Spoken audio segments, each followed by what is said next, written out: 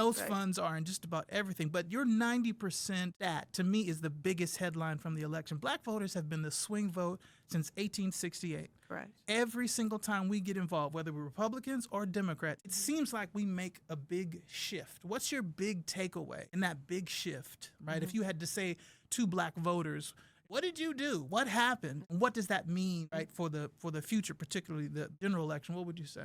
Well, I want to say this is oftentimes because California is such a big state, and we are a 12% population, depending on who you ask.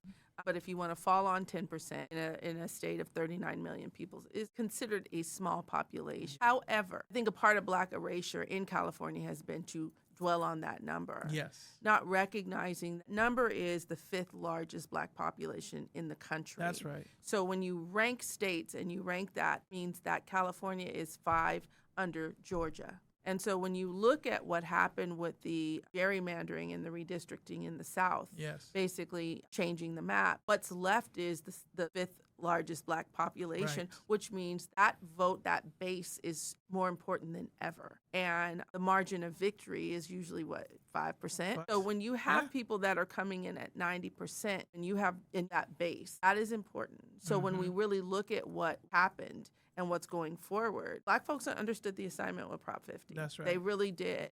Really was very clear. It was one thing on the ballot. We don't usually get ballots like that. They're usually 17 pages. Right. Very confusing, written by lawyers. And so that was an opportunity in a way to show up.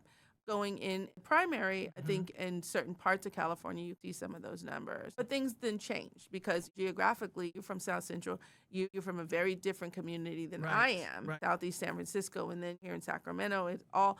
And so Black people then start to look at then what's in it for me at the local level. That's the big question, right? So the big stuff tend to see those numbers. Local stuff is where you see people going a little bit more across the board. I have noticed that. I really love that insight because so much of our attention, right? I love how you said that Black people understood the assignment because when it comes to democracy, Black people have been understanding the assignment for 250 years, At least. right? At least, minimum, just the country. Right? We'll talk about that British occupation, but Right. we've understood when the stakes are the highest, right? Fascism versus democracy. Black people show up and say, look, we'd like more democracy. We may not get it for ourselves, but we want it for us and everybody else. That's correct. I love that insight because it also tells us what the stakes are, right, in the governor's race, right? Because again, and you tell me, right, as an outsider, as a cat from around the way, right, I'm looking at this and I'm wondering which candidates, which gubernatorial candidates are really talking to Black people, are really providing an agenda where Black folks will get up out their seat and say, that person is for me. What does this Black vote mean in this upcoming governor's race?